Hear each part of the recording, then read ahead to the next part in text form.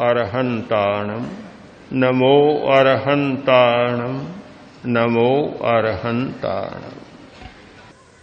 बहुत तेज गुस्सा आया, आधा मिनट के लिए नाक को बंद कर दे, एकदम पारा नीचे उतर जाए। काम का कितना वेग है, तरंग, गहरी तरंग उठ रही है। श्वास को थोड़ा बंद करें, तरंग अपने आप शांत हो जाए, नीचे बैठ जाए।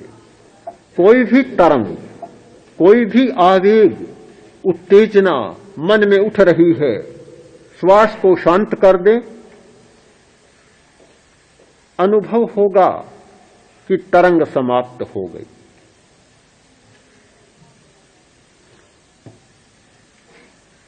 श्वास को शांत करना, श्वास को देखना कितना मूल्यवान है। श्वास प्रेक्षा करने वाला व्यक्ति केवल श्वास को नहीं देख रहा है। प्रश्न होगा, हर व्यक्ति के मन में, हर साधक के मन में प्रश्न होगा कि शिविर में आए हैं समाधि के लिए, शिविर में आए हैं आत्मा को जानने के लिए,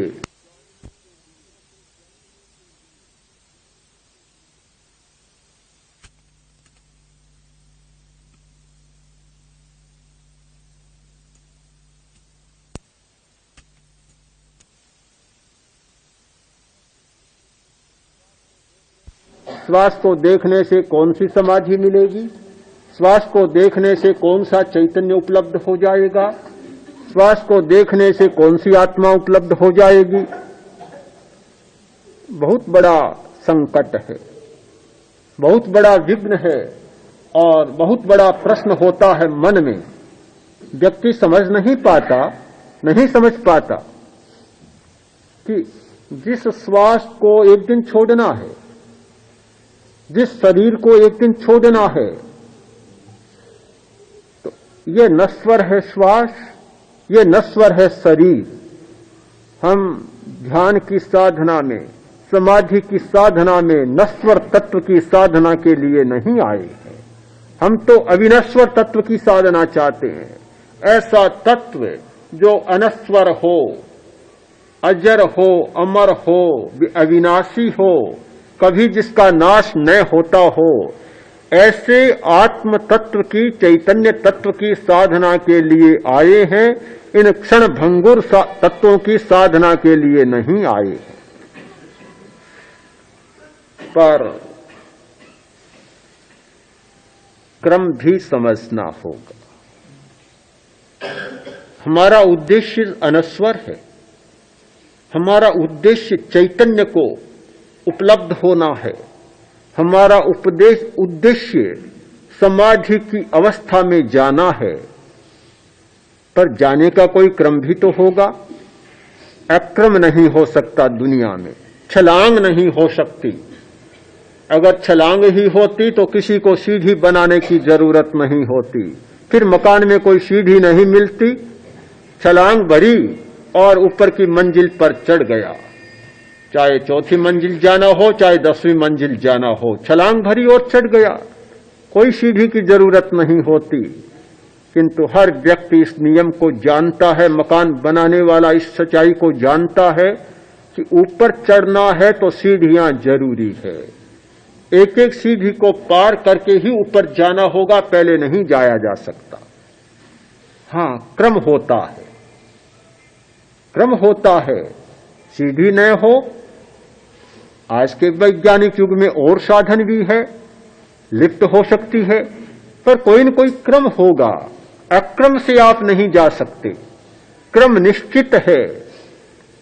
तो आत्मा को उपलब्ध करने का, चैतन्य को उपलब्ध करने का एक क्रम है, और उस क्रम की पहली सीढ़ी है श्वास प्रेक्षा, श्वास को देखना। जैसे ही हम श्वास पर ध्यान केंद्रित करते हैं, श्वास शांत हो जाता है। मंद हो जाता है, गति मंद हो जाती है, श्वास की लंबाई बढ़ जाती है, संख्या घट जाती है। एक व्यक्ति सामान्यतः स्वस्थ मनुष्य 16, 17, 18 श्वास लेता है सामान्य अवस्था में। उत्तेजना की अवस्था में तो बहुत ले लेता है। उत्तेजना की अवस्था में तो 20, 30, 40, 50, 60, 70 तक भी पहुंच जाता है। सामान्य अवस्था में इतना श्वास लेता है, किंतु श्वास परीक्षा करने वाला गति को लंबा करता है, परिणाम होता है 12 श्वास, 10, 8, 6, 4, 2 और 1 मिनट में एक श्वास, और आगे विकास करता है तो 2-4 मिनट में एक श्वास भी बन जाता है। यह स्थिति जब बनती है, उस व्यक्ति के सामने यह प्रश्न नहीं होता कि मन बहुत चंचल है। उस व्यक्ति के सामने प्रश्न नहीं होता कि इंद्रियां बहुत सताती हैं। उस व्यक्ति के सामने प्रश्न नहीं होता कि ये फालतू विचार दिन भर चक्कर काटते हैं, बिना मतलब दिमाग को बोझिल बनाते हैं, भारी बनाते हैं। ये सारे प्रश्न अपने आप समाहित हो जाते हैं। इंद्रिय का संयम, मन का संयम, वाणी का संयम, ये सारी संयम एक श्वास संयम के साथ साथ सज जाते हैं। हमारी शब्दातीत स्थिति बन जाती है और विकल्पातीत स्थिति बन जाती है।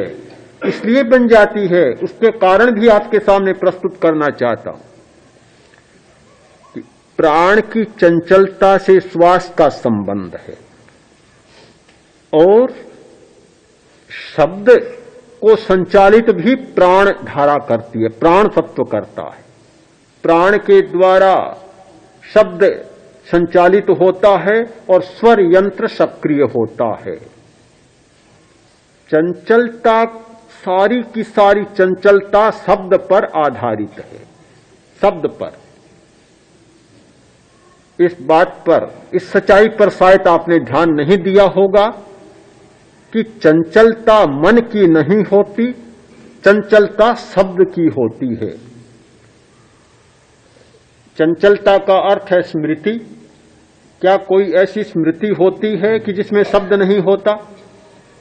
कोई स्मृति ऐसी नहीं होती जिसमें कोई शब्द न हो। शब्द के बिना कोई स्मृति नहीं हो सकती। क्या कोई ऐसी कल्पना होती है जिसमें शब्द नहीं होता? कोई नहीं होती। शब्द के बिना कोई विकल्प नहीं होता, कोई कल्पना नहीं होती। क्या कोई चिंतन ऐसा होता है जिसमें शब्द न हो? कभी नहीं हो सकता। स्मृति, कल्पना और चिंतन ये सब शब्दात्मक होते हैं, भाषात्मक होते हैं। हमें मन को स्थिर नहीं करना, चित्त को स्थिर नहीं करना, हमें शब्द को स्थिर करना है। हम शब्दातीत बन जाएं, शब्द समाप्त, मन अपने आप समाप्त। मन चलता है शब्द के सहारे, शब्द चलता है प्राण वायु के सहारे और प्राण वायु चलती है श्वास के सहारे। जब प्राण वायु शांत होती है तो उधर श्वास शांत होता है और उधर शब्द भी शांत हो जाता है। साधना करने वाला व्यक्ति शब्दातीत स्थिति में चला जाता है, कल्पनातीत स्थिति में चला जाता है, विकल्प के समुद्र का पार पा जाता है और चिंतनातीत, विचारातीत स्थिति में चला जाता है। तो प्राण वायु को समझना, उसे शांत करना समाधि के लिए पहला प्रस्थान, और उस पहले प्रस्थान की यात्रा करने के लिए श्वास को शांत करना हमारा दूसरा प्रस्थान। ये दो प्रस्थान जैसे जैसे हमारे सामने स्पष्ट होते चले जाएंगे, वैसे वैसे समाधि की यात्रा हमारी निर्विघ्न होती चली जाती है। कि चित्त और मन में क्या फर्क है।